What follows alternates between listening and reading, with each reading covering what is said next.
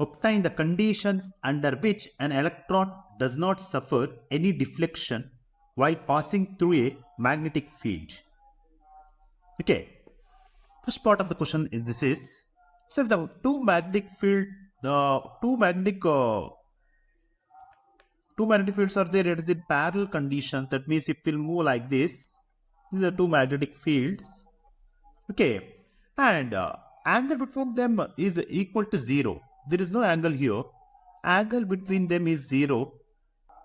Therefore, force is equal to, we know that force is equal to Q times V into B.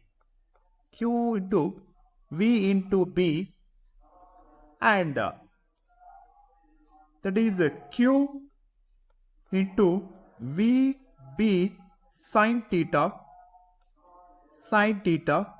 Since there is no angle here, theta will become 0, then whole equation force will become 0. That means no deflection if electron moves parallel or anti-parallel to the magnetic field. Second part of the question,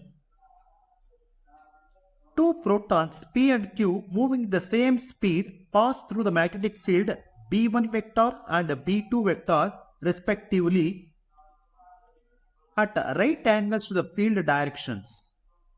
If B2 vector greater than B1 vector, which of the two protons will describe the circular path of smaller radius explained?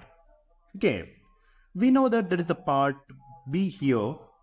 We know that a radius of the, if that means if the two protons are moving the same speed, if speed is same, then a radius, it will be moved at right angles. It will be moved at the right angles each other. Then R will becomes radii is equal to mv divided by q times b.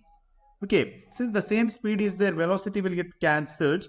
Then R is equal to R1 by R2 is equal to B2 by B1. Since the charge is also same, then R1 by R2 is equal to B2 by B1.